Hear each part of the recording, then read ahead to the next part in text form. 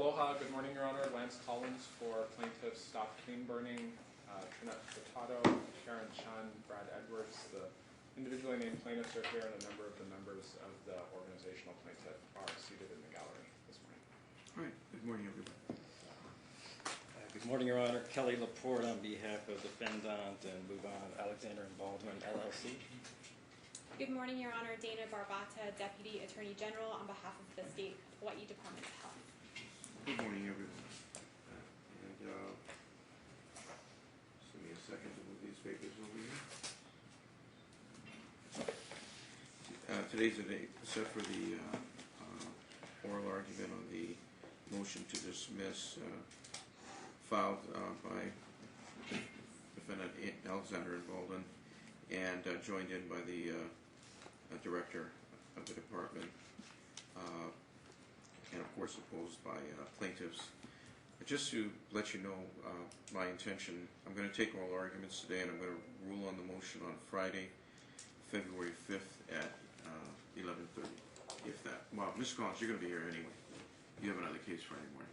Yes, Your Honor. Although it starts at 8, but you may be. But if you'd like to appear by telephone, because that would be strictly for ruling. And that's at 11:50 a.m., Your Honor? 11:30. If that works for you folks. If it doesn't, 11:30. Okay, right. Is that fair? Yes. Yeah. Okay. And you can appear by telephone. Right. Your Honor, I'm going to have to reschedule. I was supposed to do a site inspection out in Lahaina, but I'm going to try to reschedule. Okay. You know you have that motion here. At 8, yeah, but at 11 I'm supposed to be in Lahaina looking at a... Oh, okay. You know what? It doesn't have to be at that time. I thought you might still be here, so I Well, I'll try, but if not, no, if I appear by phone. No. It needs to be one conference call. Let's see. And so you'll be occupied. How about in the afternoon? Are you? Yes, Your Honor. I could. Does that work, or is that bad? I think that'll work, Your Honor. Afternoon is fine for me, Your Honor. Yes, Your Honor. Okay. I should be done by 12:30 at the latest. Okay. Yeah, it just You can appear by telephone, by the way. Also, I mean, that's available to everyone. Just because you're on island doesn't, because you're on island doesn't mean you have to be here in person. But at any rate, well, why don't we say, if I say 1:30, does that work for everyone? All right, then 1:30 it'll be. Okay, very good. All right, let's proceed with oral argument.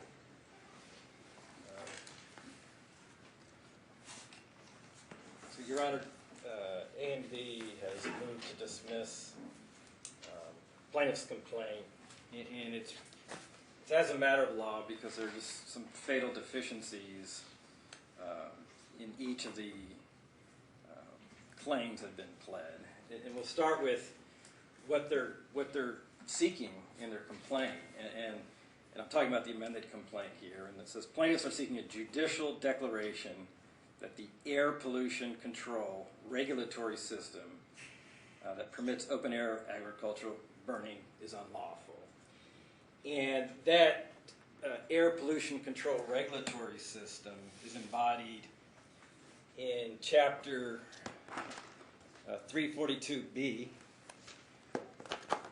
and it's, I believe, 73 separate sections. Statutes promulgated over decades by the legislature.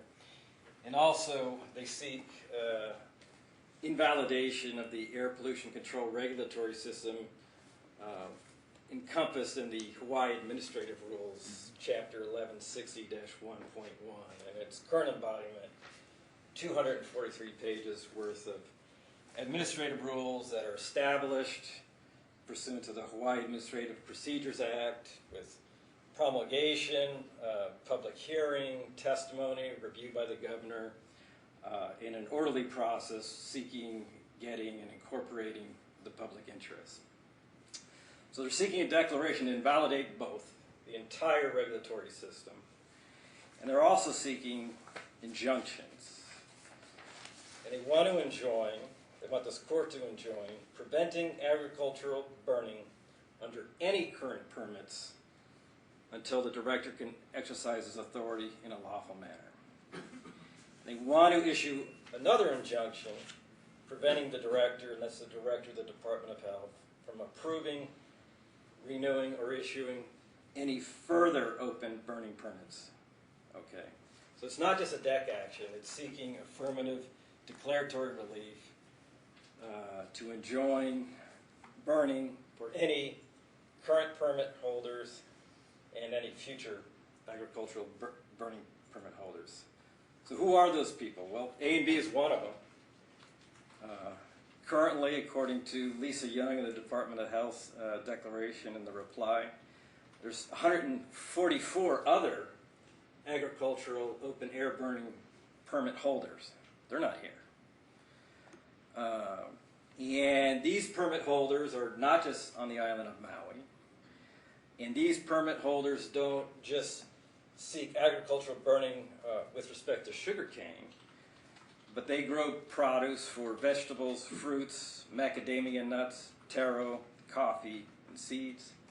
And these permit holders who are not here have permits that allow them to burn on dairy, cattle, horse farms, nurseries, aqua farms, and natural wildlife refuge. And plaintiffs want to enjoin them, what they're doing, but they're not here. And some of those permit holders are also Native Hawaiian practitioners who have a very well-recognized public interest in their traditional practices of growing kalo. And we've identified at least 3 of them as permit holders currently. And that's Roy Zallis, Isaac Kanoa, and Michael Rodriguez. And these were exhibits 12 through 14 in our reply memorandum. But they're not here, but plaintiffs want to enjoin them too. That's the practical effect of the relief they're seeking. So let's start with their counts. There's 6 separate counts, and they begin with count 1, unconstitutional delegation of legislative power to the Department of Health. And their complaint there, as I understand it, is, look, the legislature's got its, whatever it states in Hawaii Revised Chapter 342B, but it doesn't establish adequate guidelines or standards to satisfy the legislative intent. Now, the plaintiffs concede that the Chapter 342B actually does adopt the Federal Clean Air Act standards.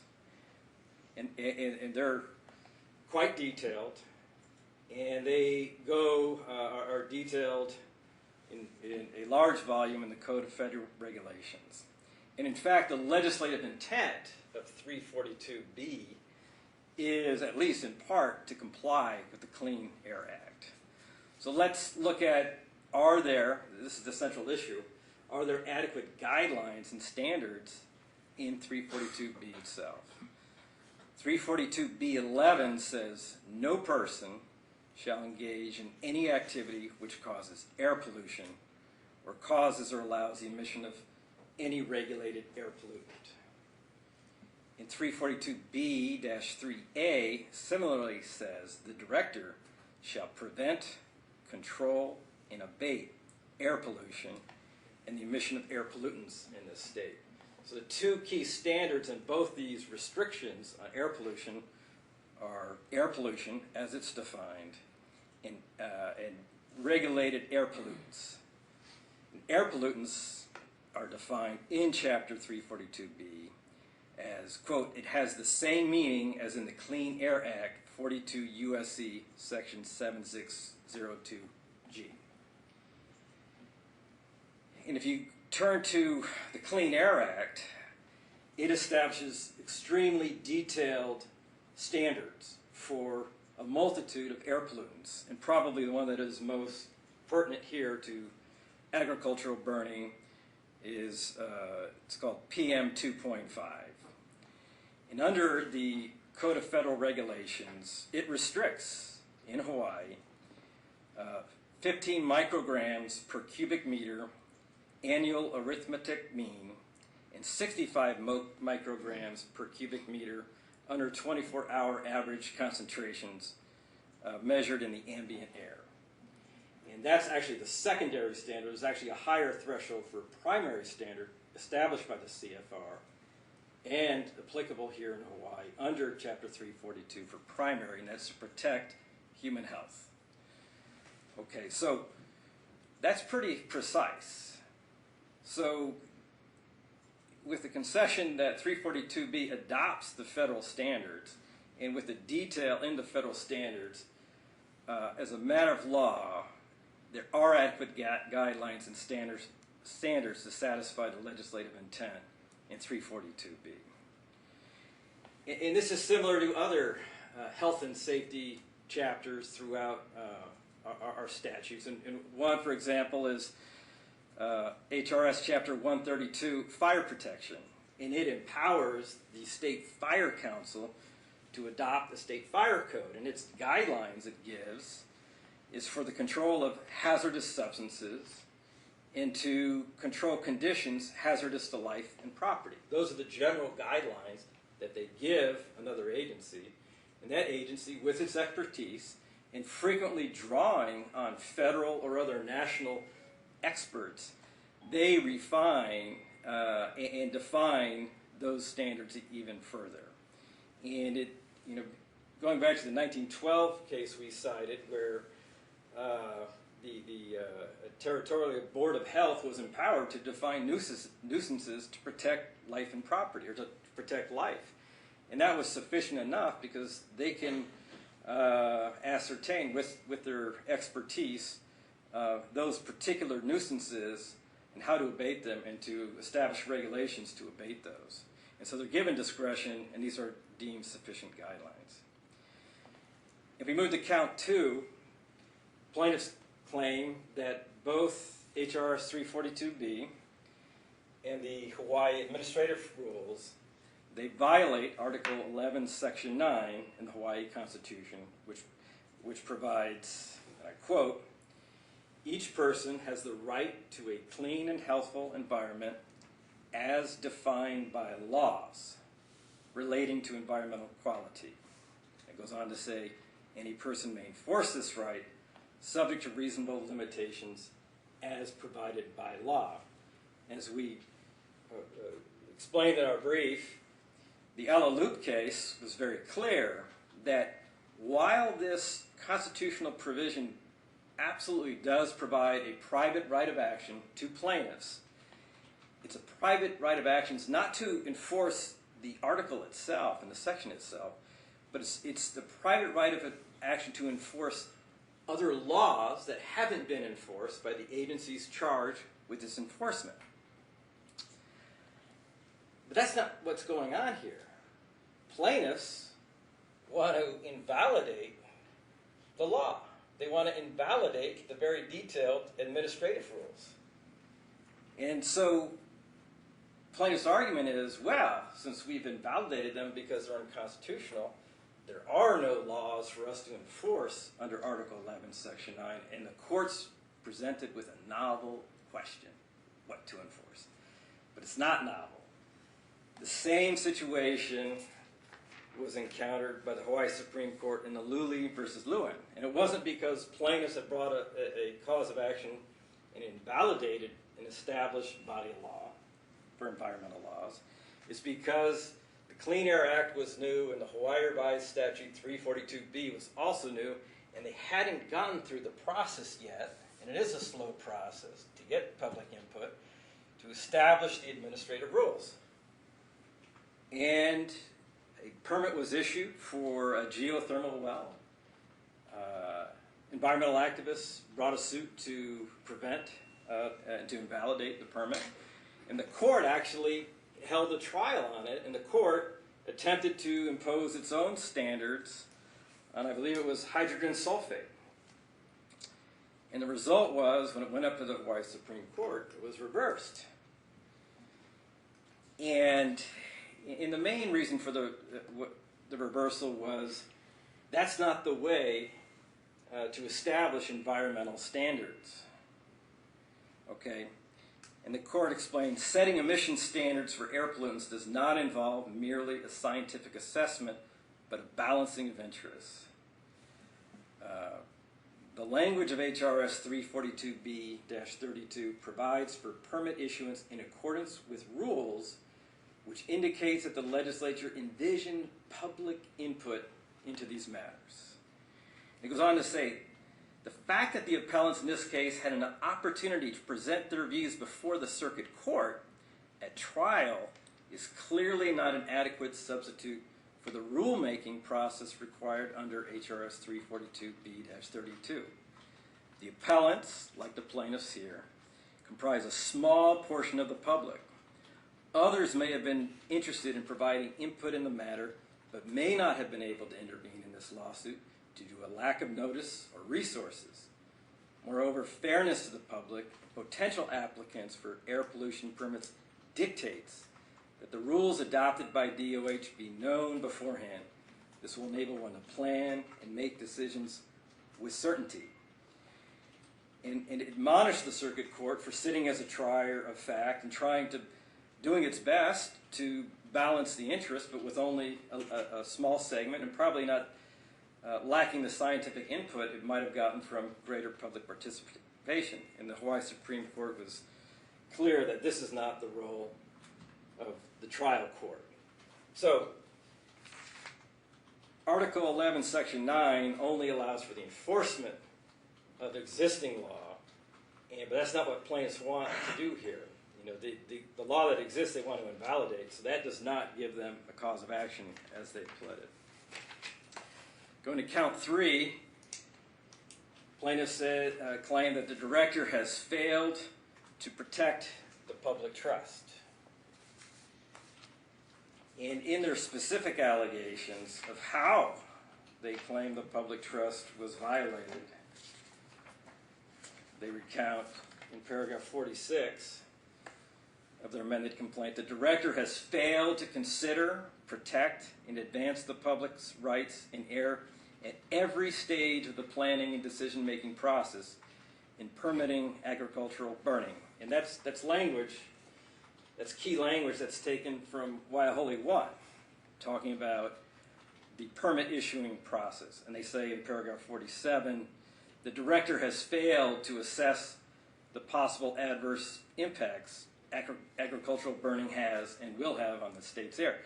So what they're looking at, what they're keying on, is what the director, they say he's got a constitutional duty to protect and preserve the public trust, and we don't quarrel with that.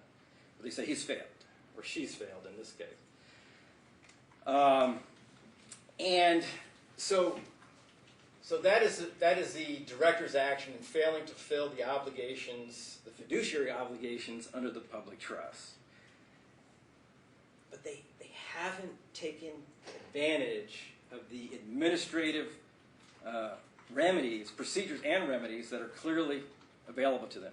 If they wanted to contest the director's action in the decision-making process in permitting agricultural burning, under the Hawaii administrative rules, they clearly have an avenue to seek and participate in a public contested case hearing. And the relief they can receive, if they are successful, when everybody, all the interested participants may participate in that public hearing, is a repeal of the burning permit or amendment of the burning permit. And this is precisely the situation in Kona Old, where the plaintiffs, like plaintiffs here, brought a claim for breach of the public trust. And in that instance, it was Native Hawaiians who were claiming right of access for ancient Hawaiian trails. And the court ruled that, well, while we might have jurisdiction at some point in time to rule on violation of public trust, they have an opportunity through the administrative procedures to have a contested case hearing. In the balancing of interests of the Native Hawaiians and other environmentalists and others, and there was, I believe it was a development, could all participate in the, I think it was a planning commission, could balance the interests of everybody there, and they could make a ruling. And there's no question that the courts, and ultimately the Hawaii Supreme Court, is the ultimate authority to ensure protection of the public trust. The initial authority and the initial agency charged with that duty is in this instance, the Department of Health. And they do have that expertise of dealing with environmental harms caused by air pollution, and they do have the procedures and the structures to facilitate a contested case hearing with public participation. Going on to count 4, plaintiffs claim a violation of the equal protection claim. Okay, and plaintiffs say that their standing derives from their identity as Maui residents who suffered harm from A&B's agricultural burning conducted under the challenge classifications. And the challenge classifications are, look, you preclude open burning for everybody except for agricultural permittees, okay? And so they're challenging that classifications. But they are not they're not the disfavored class who are being prohibited from conducting open burning. They, I think, gladly concede, we don't want to conduct open burning. We don't want anyone to conduct open burning. They're not members of the disfavored class. In the Kaneohe Bay Cruises case, the court was clear. In that case,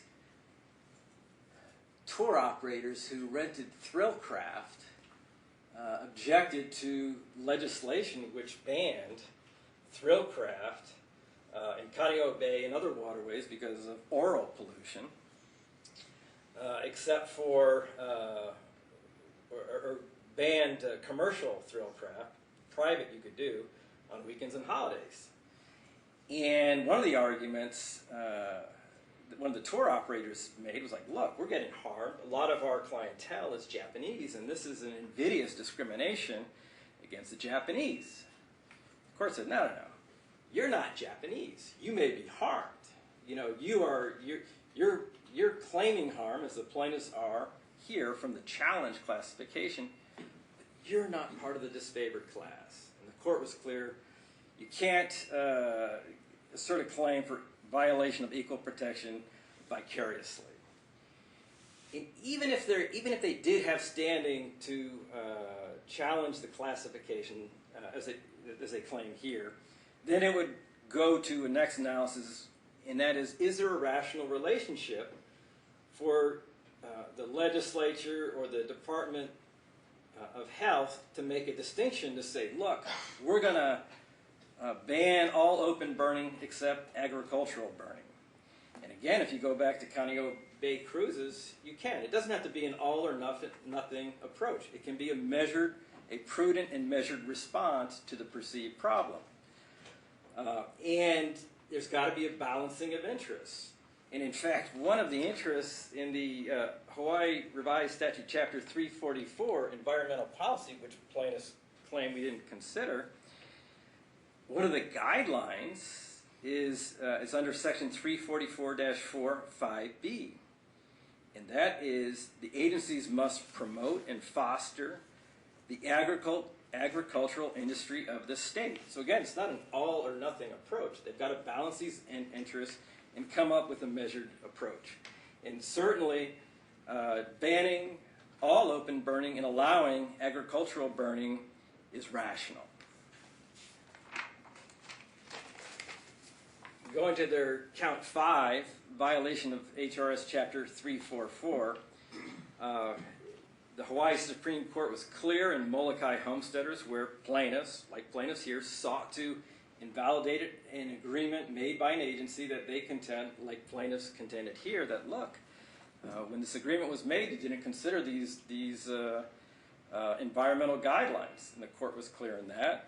But these guidelines are only hortatory. If it's only hortatory, the violation does not give rise to a cause of action. So when you, so there's an independent basis to dismiss as a matter of law counts 1 through 5. But there's a more overarching reason, and that has to do with federal jurisdiction. Because these Hawaii administrative rules, one of the reasons, and maybe even the primary reasons that they are created, at least initially, was in response to the Clean Air Act. And when the Clean Air Act was enacted, the federal government required each state to submit to the Environmental Protection Agency a state implementation plan, an SIP, that would embody, as a minimum, the minimum standards established by the Clean Air Act. And that is, in fact, what Hawaii has repeatedly done.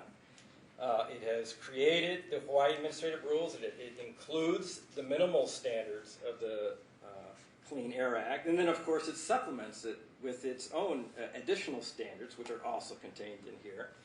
And then, as time progresses and amendments are made, it submits further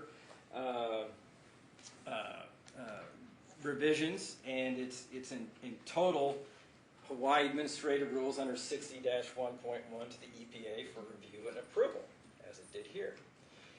And in its latest approval by the EPA, I believe it was in 2012, there's a comment period upon its submittal. And unless the public makes comments and opposes it, and the EPA, withholds action on it, it becomes federal law as a matter of law.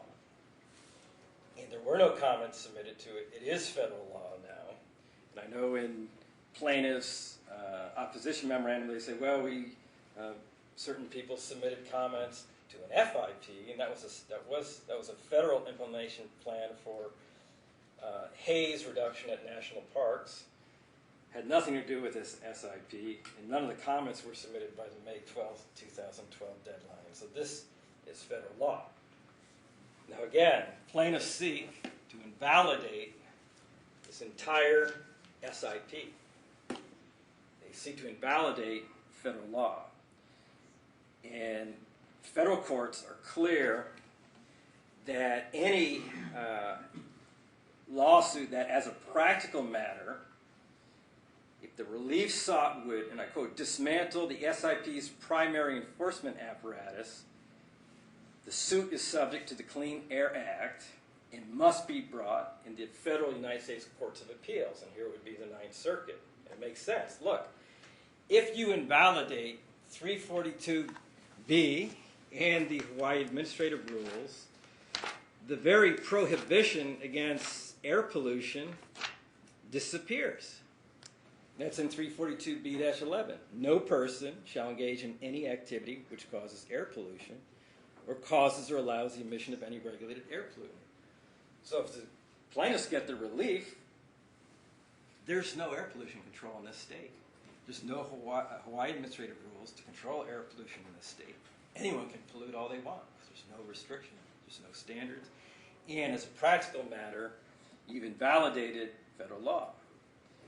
And federal law under the Clean Air Act prohibits that under Section 307B1. So, and it doesn't matter how the complaint is styled. It's not established solely by the allegations on the face of the complaint. Again, the issue is, as a practical matter, if the relief sought would dismantle the SIP's primary enforcement apparatus. And the answer to that is, the relief they seek is granted, it would do exactly that. So, the Ninth Circuit has exclusive jurisdictions over their claim. Now, plaintiffs say, well, wait a minute, the 11th Amendment bars that. It's not true for several reasons. First, they only seek prospective relief. They're not under Appellee Defense Fund. If there's no immunity has been waived for prospective relief on validity of rules, we're not seeking monetary damages against the state. Secondly, clearly, and as in the Nichols case we cited, you can bring a claim to either enforce or to challenge a state implementation plan, no matter how the complaint is styled, in a United States District Court. And a United States District Court can exercise supplemental jurisdiction to decide Hawaii constitutional claims. So for those reasons, counts 1 through 5, they don't fall individually. There's an exclusive jurisdiction problem caused by the expansive relief they seek. Lastly, as with respect to count 6, they say, okay, and this claim was never raised in their initial complaint. In fact, their initial complaint didn't even though it sought to invalidate and enjoin all agricultural burning permits, it did not name A and B as a named party. It was subsequently amended. A and B was named.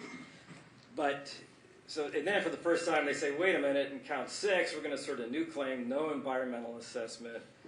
But to bring an environmental assessment claim, it's got to be brought within 120 days of the action. Okay, and what's the action that would trigger the need for an environmental assessment claim? And it's and they quote it in paragraph 59 of their amended complaint. It's the use of state lands. And under the statutes, the use of state or county lands. Okay.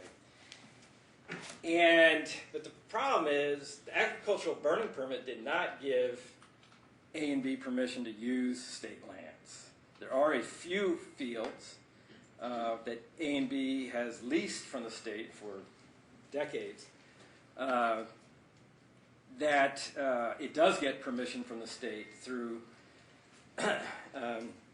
leases. And in those cases, it did receive approval from them, but the latest approval of which was long before, it was in 2014, December 2014. That's Exhibit 8, okay.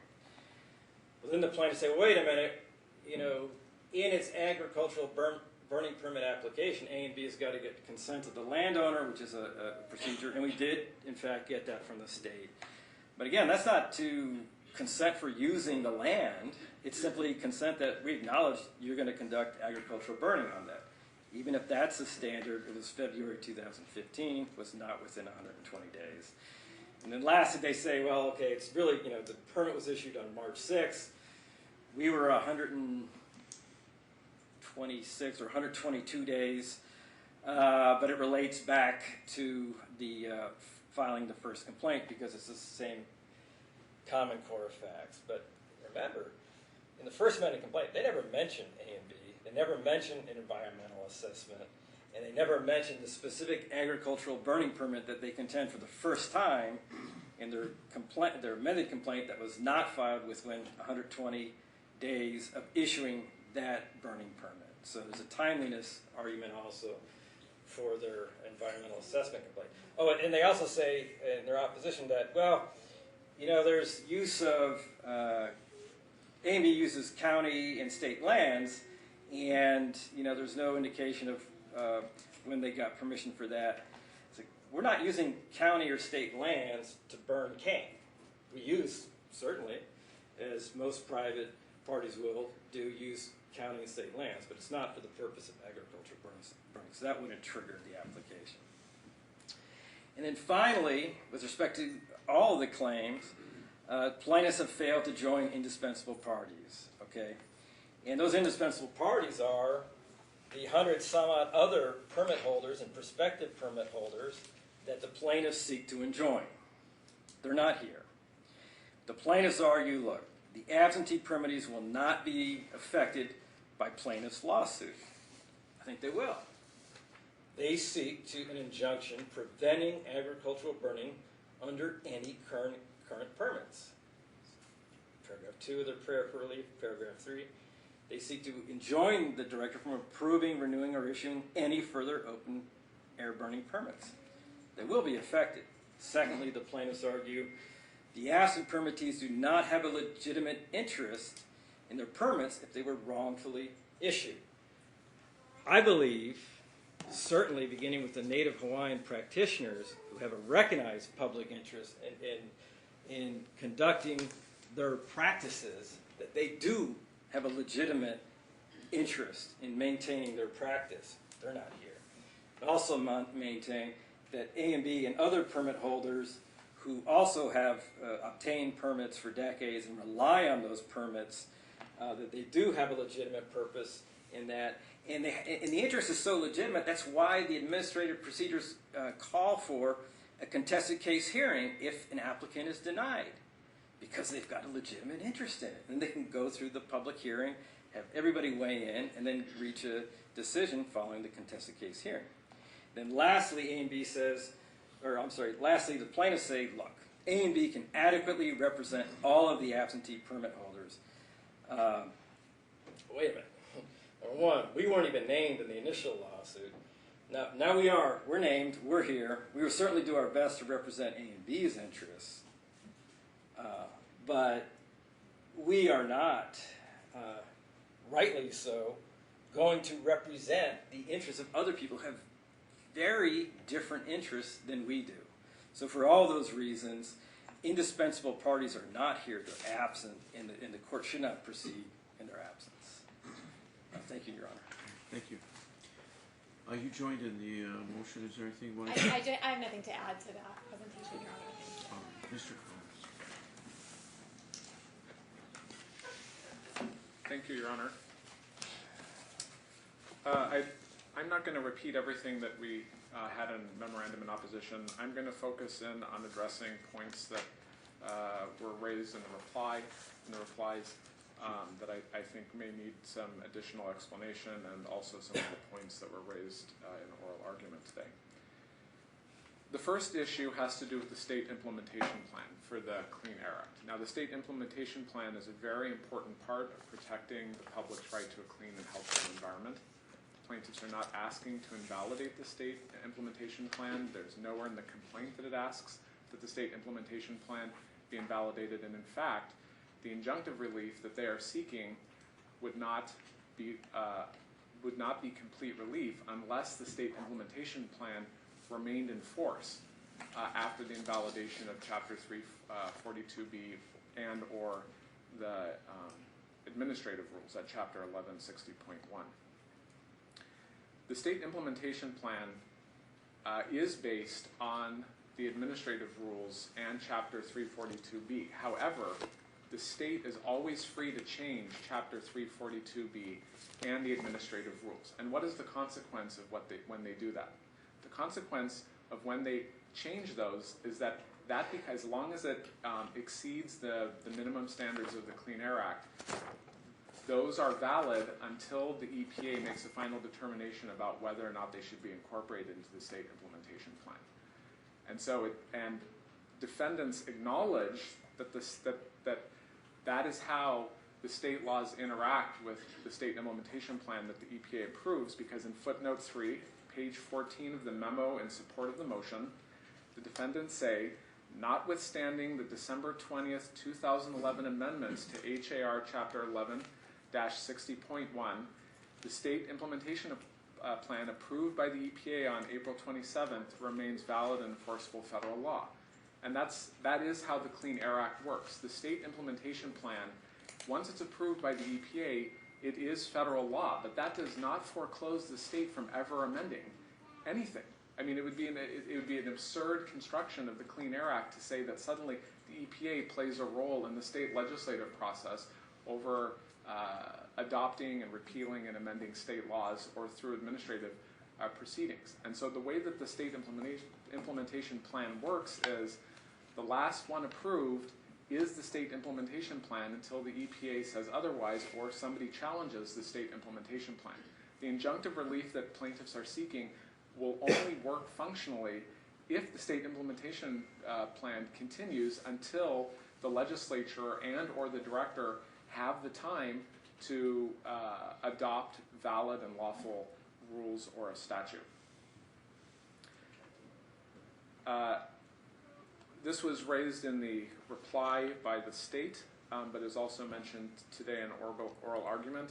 This apocalyptic vision that complete invalidation of HRS 342B is that air pollution will in fact be unregulated throughout the state, and that's simply not true. For the fact the Clean Air Act and the state implementation plan will continue to exist because plaintiffs are not seeking to invalidate that.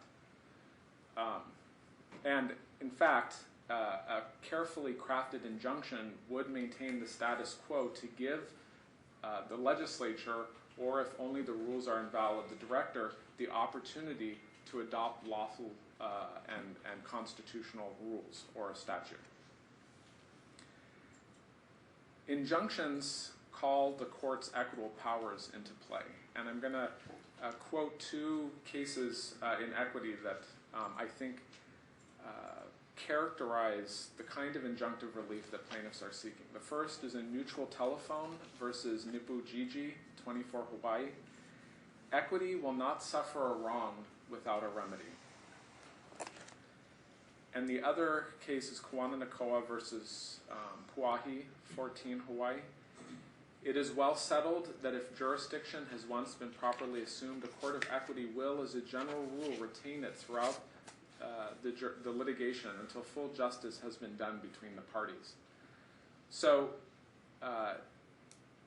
defendants bring this motion under 12b1, 12b6, and 12b7. So that means that there are no set of facts under 12b1 as the court does not have jurisdiction. Plaintiffs obviously don't agree with that based on its position with respect to the state implementation plan. With respect to 12b6, there are no facts. What is being said is there are no facts that plaintiffs could prove that could get any relief. And while the plaintiffs, don't want there to be unregulated air pollution at all, that does not stop the court from granting an injunction which prevents the specific harm that they are seeking to stop, which is in violation of the Constitution. With respect to count 1, the defendants argue that the standards that are in the Clean Air Act, which have been adopted by the EPA, is a valid delegation of legislative power. We cited to State versus Christie, 70 Hawaii, for the proposition that adoption by reference of future laws enacted, adopted, or promulgated by another sovereign entity is an unlawful delegation of legislative power. So I would like to direct your attention to the National Ambient Air Quality Standards that were referred to in defendant's reply brief. The lead standard was changed from 1.5 micrograms per cubic meter to 0.15 micrograms per cubic meter on November 12, 2008. That is in the 73rd volume of the Federal Register 66964. November 12, 2008 is 16 years after the adoption of Chapter 342B. The NO2 standard was changed from an annual averaging time of 53 ppb to an hourly averaging time of 100 ppb on February 9th, 2010. That's 18 years after Chapter 342B was adopted. The ozone standard was changed 3 times since 342B was adopted. I won't get into the standards for all of this, but I'll just tell you the dates. So the standard that was in existence in when 342B was adopted by the EPA in 1979. It was changed in 1997, then in 2008, and again in 2015. The SO2 standard was also changed. In 1971, there were 4 different standards, 2 primary and 2 secondary, which were simplified in 2010, which is 18 years after 342B was adopted, into the primary standards were changed into 1 standard, which is one hour averaging at 75 ppb, as opposed to a 24-hour standard and an annual standard. And that was June 22nd, 2010. And then particulate matter, which actually appears in the reply brief, that's the specific standard that's in the reply brief, which is very detailed, have been changed by the EPA 3 times since 1993. In 1997, in 2006, and in 2013. So State v. Christie, 70 Hawaii, 158, which we cited, says, adoption by reference of future laws enacted, adopted, or promulgated by another sovereign entity is an unlawful delegation of legislative power. And I think that this is a very good example of how 342 lacks any reasonable standards required under Hawaii's Constitution for the director to exercise her discretion.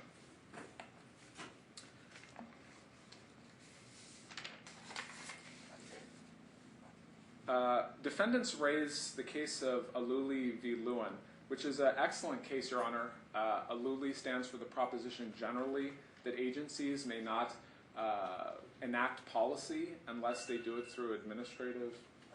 through administrative rules. And it is true that the Aluli court admonished the circuit court for having a trial and trying to substitute its judgment by creating standards for the geothermal vents. But this is not what the plaintiffs are seeking, Your Honor, from you. The plaintiffs are seeking from the court an injunction which prevents unlawful pollution from happening, does not ask the court to substitute its judgment for the public's, for the directors, for the legislature, but instead to enjoin harmful activities until the legislature enacts a lawful statute and or the director enacts lawful administrative rules. That's what's being asked for. Not asking to invalidate the air pollution regime so that everybody can pollute as much as they want, or asking the court to substitute its own judgment and adopt specific rules. It's not in the prayer for relief. There's no request that the court act as some super agency and substitute its judgment for anybody else. It's not trying to foreclose public participation. In fact, plaintiffs want public participation in all of these matters. With respect to count 3, in the reply, and it actually, I have to be honest, Your Honor, it took me a while to fully understand why it was that these 3 Kahlo farmers who submitted declarations against Alexander and Baldwin in another case involving them not complying with state law in a different set of circumstances, why this was even being attached to a reply. At first, I actually thought that it had been inadvertently attached to the reply, and I had to reread the reply several times, and then it occurred to me what exactly is being said here is that the people who are challenging AMB's illegal use of water in the West Maui mountains and in East Maui are apparently, they hold agricultural burn permits, which Alexander and Baldwin is saying, if you stop us, you have to stop everybody, and now the state in reply is saying, now you have to stop 500 permit holders. It seems like every filing there's more and more people that they think are necessary and indispensable parties. But assuming that these Hawaiian Kahlo growers do burn Kahlo rubbish, and it is a traditional practice, if that's the case, after Stop Cane Burning wins its declaratory and injunctive relief, then it would be up to the Department of Health to determine how its actions, whether or not it would issue burn permits or if it could, would affect the Kahlo grower under Kapa'akai Oka'aina versus the Land Use Commission 94 Hawaii. That is when the Kahlo growers' interests would be considered, not now. With respect to count 4, I think our arguments, there's nothing really new to add. Everyone in the state now, for the last several years, because neighbor islands had a different regime about open burning until recently, everyone is subject to an open burning ban. Everyone. Except for Alexander and Baldwin and a few other favored people that somehow have gotten an exemption from this outright ban. And so every member of Stop Cane Burning and every individual member is not permitted to do any open burning. They're banned from it. And whether or not they, this issue about whether or not they wanted, they'd want to burn or not, the point is that their protection, their protection under the Hawaii State Constitution is violated by this irrational exemption. With respect to count 5, the provisions in the statements by the Hawaii Supreme Court and Molokai homesteaders was not the holding in the case. The holding in the case had to do with Chapter 343. And so Justice Nakamura went into this thing and saying, well, the way that we read it, it doesn't look like, that this is mandatory. And they said that there would need to be future legislation enacted in order for 344 to have some kind of significance. Well, future statutes were adopted for the Department of Health. We cited it. It's in Chapter 341 at the beginning, Section 1.1. that the department has to consider these environmental policies and all of the things that are in 321-1.1. And under a Rule 12b6 motion, we believe that there is evidence that will show, or the absence of evidence, that the Department of Health has not considered any of these policies whatsoever when they have adopted these rules. And so under Chapter 344, there is a claim that these rules are not valid because the director has not considered at all any of these environmental policies and guidelines. With respect to Count 6, the arguments about whether or not it was timely, whether it relates back, I think were adequately covered in the moving papers. But I do want to draw the court's attention to the reply. In the reply, and also said in oral argument, this has to do, I'm sorry, with the old government roads.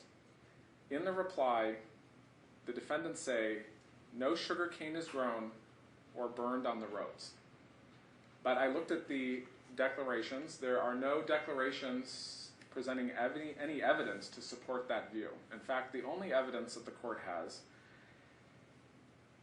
was in the appraisal report done for Alexander and Baldwin in 1988 and mentioned in our memo in opposition on page 18, where we specifically said A and B requested preparation of an appraisal report for Maui County-owned roads traversing A and B cane lands that were used by A and B cane hauling and growing cane. So if you turn to page 6 of the appraisal says only a very small portion of this roadway, this particular roadway is referring to the Kihei Makawao, the old Kihei Makawao road. Only very small portions of this roadway are in major cane haul road use. The majority involves relatively narrow dirt roads, while small sections have been incorporated into sugar cane fields. And Your Honor, plaintiffs have visually inspected some of these old roads, and they can confirm that the end portion of the Kihei Makawao Road near Pukalani continues to be planted in sugar on fields that are permitted to conduct cane burning. And so there has been no approval, there's been no permission, there's no revocable permits, no government entity has authorized Alexander and Baldwin to grow sugarcane on old roads. And it's true that maybe nobody walks on them anymore or uses them, but that doesn't mean that it stops being an old government road, and it doesn't mean that growing sugar on these old government roads doesn't trigger 343. So that's very important. Kihei Makena Road is one of them. Plaintiffs are also under the belief that certain portions of the Kala Sunnyside Road, which Alexander Baldwin has put up gates blocking the public from accessing these old government roads, are grown in sugar, primarily from testimony that representatives of A&B gave to the county 10 years ago when they again tried to buy Kala Sunnyside Road. And they showed pictures of sugar being grown on what they believe to be part of the road. And so, on a motion to dismiss, the question is, can plaintiffs, are there any set of facts that plaintiffs could prove that would allow this to stand? And I think that plaintiffs have presented way more than enough information to demonstrate that there are facts available on the old government road issue, if nothing else, with respect to count 6, that the rest of it is not necessarily, it's less important because count 6 is saved by the fact that A&B has been using this public land and hasn't gotten approval from anybody. So the time limit to start the 120-day statute of repose doesn't start because Alexander and Baldwin has never gotten approval from anybody to plant sugar in some of these old roads.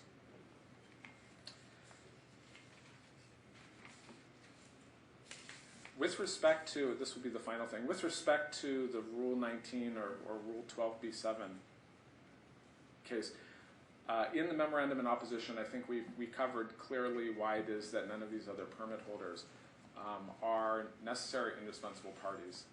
If this court feels that that they're necessary parties, plaintiffs ask either, obviously, that they be allowed to amend their complaint, which is contemplated and is the practice, or alternatively, that it would concede that it seeks to limit the injunctive relief solely to Alexander and Baldwin and the director. As we indicated, if someone is a current permit holder, they have no right to have a future permit. And so an injunction that maintains the status quo, except with respect to Alexander and Baldwin's cane burning, would do that, and it doesn't offend, it doesn't contradict, it's just a lesser amount of injunctive relief than was initially asked for. And that goes back to the whole purpose of bringing up these equitable statements, which is equity will not suffer a wrong without a remedy. Finally, with respect to the, I do want to mention this one thing about count 6 and Alexander and Baldwin not knowing, or that they had no notice. It would be absurd to say in this lawsuit that there was no understanding until the complaint was amended that Stop Cane Burning was not trying to stop cane burning. All of the facts that are in the factual part of the complaint all are addressed to cane burning. There's even a little bit of a discussion about when cane burning began to be used as an industrial practice in Hawaii. It would be an absurd reading of the complaint to say that just as a matter of theory or philosophy, that somebody couldn't possibly understand that when Stop Cane Burning filed a lawsuit to stop open air agricultural burning, that it wasn't trying to stop cane burning, or that Alexander and Baldwin didn't have notice. And as we noted in the memorandum in opposition, let's see if I can find it quickly, apologize. On July 2nd, Rick Vollner said that we haven't been named in this, but they're trying to stop, Your Honor, you could excuse me for just a moment. You have read it, yeah. So Rick Vollner says on July 2nd, we're going to defend against this, in every way we can. This, even though we haven't been named, we're directly affected by it. So there's no issue here with respect that there was any confusion on July 2nd, what the purpose of this lawsuit was for, and what the conduct that was being aimed was being aimed at. And of course, because Alexander and Baldwin plants sugar in old government roads, it doesn't really matter, because the time the statute of repose doesn't start, because they essentially are using state and county land and never got approval for it. So for those reasons, we ask that the motion be denied and that the case proceed forward. Thank you, Your Honor. Thank you, Your Honor. Plaintiffs say that they are not challenging the SIP, and that somehow by invalidating the Hawaii Administrative Rules in Chapter 342B, the state government would be able to enforce its rules that don't exist anymore.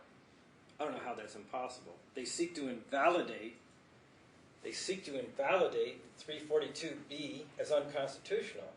And Chapter 11-60.1 HAR is unconstitutional. And this is the exact same argument that the Truck Association made in California Dump Truck Owners Association v. Nichols at 784 F3rd 500 at page 505. The Truck Association, however, argues that it is not challenging the SIP. It claims that its suit, which it filed before the EPA's final action approving the regulation as part of the California's SIP, challenges only the state regulation, which is distinct from the federal SIP. But the court goes on to say, look, it doesn't matter how you characterize it. The effect is, if you, on its face, it doesn't matter what it says on its face, but if the effect is, if you challenge the regulations that takes the state regulatory enforcement system and dissolves it's gone, and that implicates the federal interest under the CAA. And I guess maybe another way to look at it is, well, under the federal SIP, agricultural burning is allowed. So if that's what they're saying, that we're just going to invalidate the state, but we're going to allow these entities to follow the federal SIP in which agricultural burning is allowed, I don't think it gets them anywhere, other than the promulgation years down the line in some eventual, a new Hawaii Revised Statute 342B and a new Hawaii Administrative Rules 1160.1.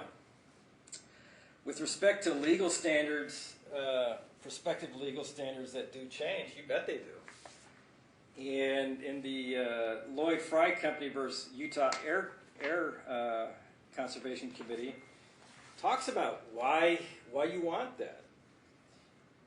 Air pollution control is a subject which is fairly new to the law, and yet more and more important to the public welfare. It involves a highly specialized science, and yet covers an exceedingly broad spectrum. It is complex and not reducible to easy equations, particularly in view of our constantly growing knowledge and understanding of our environment and its effect upon our lives and our very existence. So, recognizing these effects, they defer to the standards under the CAA because they are evolving. They are highly specialized, and it's good. We don't want to be stuck in the past. We want new standards. In his argument regarding count 3, he says, plaintiffs are not saying, it's not us saying stop traditional agricultural burning. That's what their complaint says. Paragraph 2 of their prayer. Issue an injunction preventing agricultural burning under any current permits. Paragraph 3. Issue an injunction preventing the director from approving, renewal, or issuing any further open air burning permits. It's everybody. And they say, okay, well, Your Honor, you can restrict the law to just an A and B. We'll talk about denial of equal protection. How could it fall to A and B and not everybody else if it's a illegitimate, unconstitutional regulatory regime? In respect to the alleged use of government roads, the issue is whether the action is triggered on the state approval of use of the land. There was no approval to use the land, so an EA is not triggered. And lastly, as far as relating back, we knew plaintiffs were going to stop cane burning, but what we didn't know when we looked at their complaint, that they were ever going to challenge a lack of an EA as to A and B. It wasn't in there, so we didn't know that. But no further, Your Honor, unless you have questions.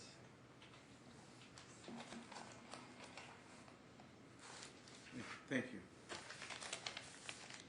See anything? Okay. All right.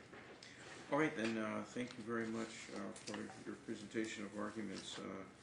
We will be on record again on Friday at 1:30 p.m. Thank you very much. Thank you, Your Honor. Thank you, Your Honor. Court is in recess. Thank you.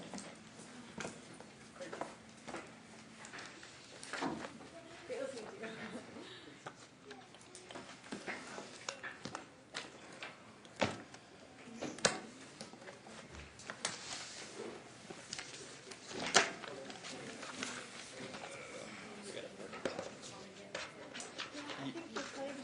I mean, that's what we Yeah, I'll try and